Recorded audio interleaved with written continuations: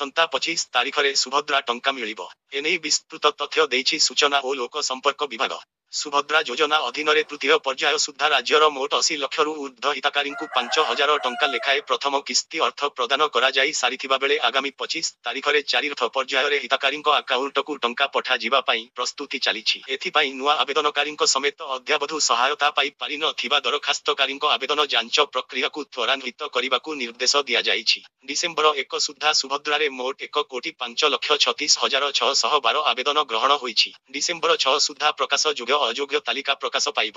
Block, ସହରାଞ୍ଚଳ, ମହାନଗର ନିଗମ ସ୍ତରରେ ଏହି ତାଲିକା ପ୍ରକାଶ ପାଇବ। ତେବେ ଏହା ପରେ ଆଉ 7 ଦିନ ପର୍ଯ୍ୟନ୍ତ ଆପତ୍ତା ଗ୍ରହଣ କରାଯିବ। ପୂର୍ବରୁ ଆବେଦନ କରିଥିବା ଯୋଗ୍ୟ ହିତାଧିକାରୀଙ୍କୁ କେଉଁ କାରଣ ଯୋଗୁଁ ସେମାନଙ୍କର ଅର୍ଥ ଅନଲାଇନ ଯୋଗେ ପଠାଯାଇ ନାହିଁ ସେ ସମ୍ପର୍କରେ ଅନୁଧ୍ୟାନ କରାଯାଉଛି।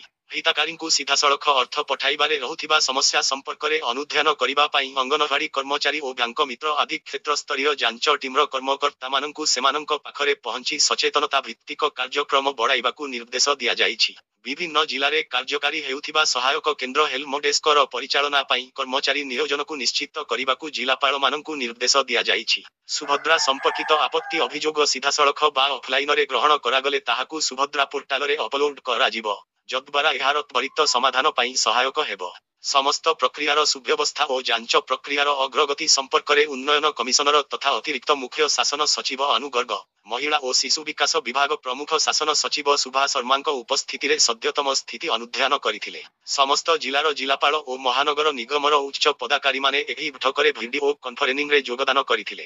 ସେମାନଙ୍କୁ ଡିସେମ୍ବର ମାସରେ ଟଙ୍କା ମିଳିବ ବୋଲି ଉପମୁଖ୍ୟମନ୍ତ୍ରୀ କହିଛନ୍ତି। ଆଧାର, ଆକାଉଣ୍ଟ, ମୋବାଇଲ ନମ୍ବର ସଂଯୋଗ କରାଇବା ପରେ ଉକ୍ତ ହିତାଧିକାରୀ ସୁଭଦ୍ରା ଯୋଜନାରେ ସାମିଲ କରାଯିବ।